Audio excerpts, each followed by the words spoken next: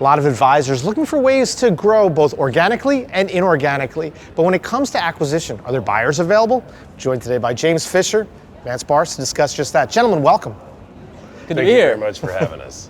So James, starting with you, with FP Transitions, you guys are always looking at great opportunities for deals.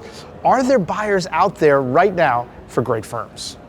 There absolutely are. I mean, it's still very much a seller's market.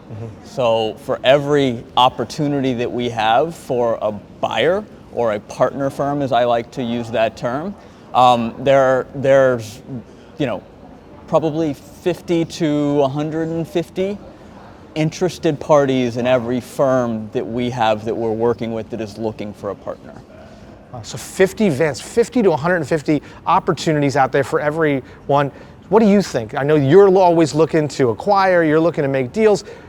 Are there great opportunities out there? A lot of people talk to us about culture and fit. What do you think? So if there are 100 to 150 buyers, that means that I have a lot more competition than I realize, because in my experience, it's normally 40 potential buyers for every seller. And of those 40, you whittle it down to 8 truly qualified buyers that have the capital and the experience and the expertise. And then of those 8, 4 of them are ultimately, suitable to be a most appropriate fit. And then it's about fit. And in my experience, anytime I've heard it's all about fit, it's all about fit, it's all about fit, ultimately it seems to be about one thing, and that is price.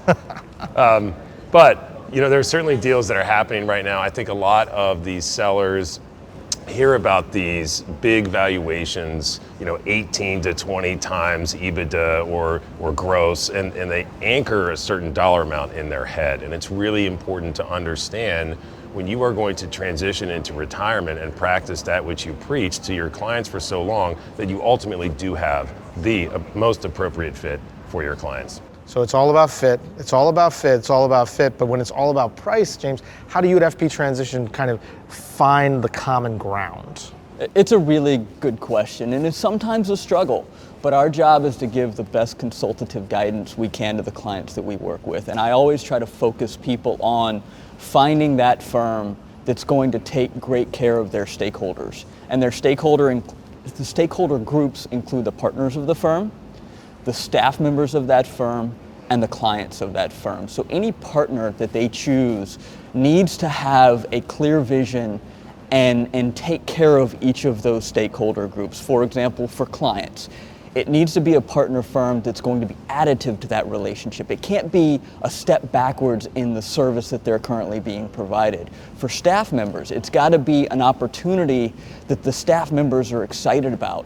Maybe it's a staff member in the organization that's always wanted to be an advisor. The new firm or the partner that they're choosing needs to be able to provide that employee or staff member that opportunity if that's something that they're looking forward to. And for partners of the organization, the new partner firm needs to be able to provide them with a glide path that they're excited about, whether that's a year or 5 to 10 years. So you've got to really keep the 3 stakeholders in mind when you're looking for that ideal partner firm, because if you are an acquirer out there, you shouldn't engage with a firm that you don't feel you can meet the needs of each of those stakeholder groups. So Vance, as you're looking at acquisition, you're looking at these opportunities, how do you make sure you're the right fit? How do you make sure that, ultimately, culture-wise, it all works out and you're the chosen party? Ultimately, we are in the business of serving human beings to solve problems that they're often not aware of. Much of the public thinks about a financial advisor in the context of portfolio management, but at our firm, we look at and have a deep understanding of tax returns, estate planning documents, all insurance policies within that estate. And we really want to make sure that from a macro view, all planning strategies for each household based on its idiosyncratic needs have been met. So when sellers approach me to evaluate whether or not we're a good fit, I always like to understand, what is their model? Do they offer financial planning? How comprehensive is that financial planning?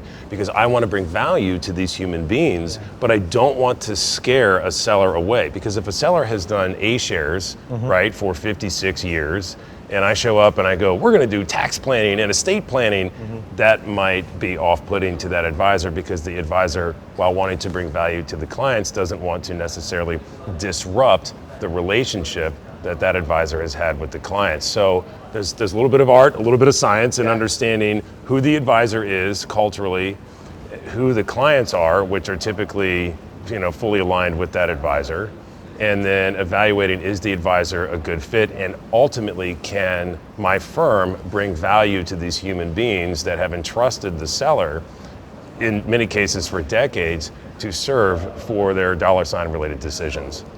If I could continue, I mean, you're making a great point here. It's really important that buyers and sellers, or these partners that we're trying to find each other, view the world through the same lens.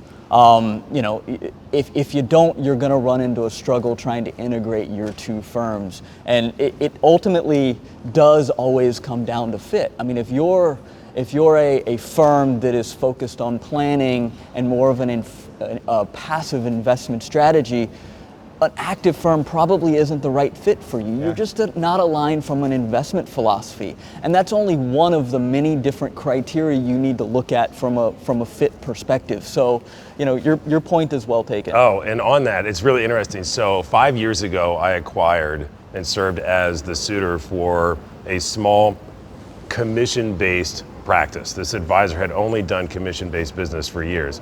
Well, I dropped all my FINRA licenses, and I'm fully I can't make commissions on investments, right? I dropped my Series 7, et cetera, et cetera. So I'm an investment advisor representative with a corporate RIA, largely for scalability and so forth. So in any event, everyone told me, you should not enter this deal. He's all commission-based, you're fee-based, all the clients are spread throughout the country, you're in San Diego.